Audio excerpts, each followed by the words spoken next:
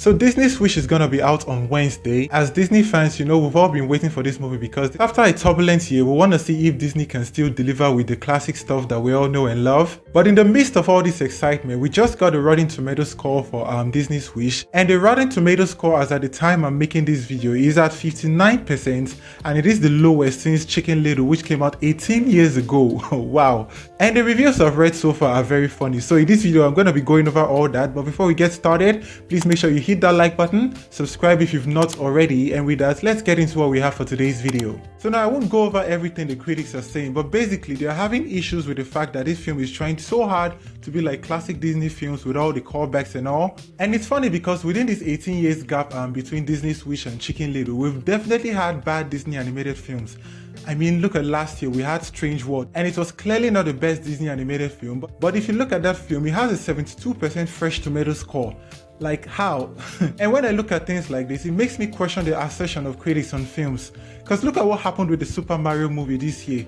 Critics hated that film, but fans said otherwise. And we're having the same thing now with the new Trolls movie, the new Hunger Games, and so on. So I've asked myself that why are we having such a huge disparity between audience score and critics score lately? And I've come up with this answer. Fans go into the movie hoping to be entertained or at least to see something that they're familiar with. For me, as someone who grew up playing the Super Mario games with my family on Sega and everything, I can't begin to explain how excited I was to see the Super Mario movie this year, and I got exactly what I was looking for. Like, it had everything, the nostalgia, the simple tale, and everything that just made me to appreciate what they did with the film. But I guess that was not the case with critics, because I'm sure they were looking at things like the writing, the simplicity of the film, and maybe all that didn't sit well with them, and that's why they gave the film a Rotten Tomatoes score. I don't know. And if I bring that same logic into what we're going to have for Disney's Wish, I mean, this film is supposed to be like a celebration of Disney at 100. They're bringing back classic Disney villains. They are bringing great music. They are bringing back watercolor 2D animation style, even though it's not what we had before, but it's still something fresh. And just basically what fans have been crying out for within the last decade also, because we're tired of twist villains, we're tired of family generational trauma and everything. And Disney had us, and now they are giving us Wish. So how are audience telling us that what the fans actually want is actually worse than whatever Disney has made in the past 18 years? Like, that does just not make any sense. And yes, I know this film might not be for everybody because, people have issue with Disney these days.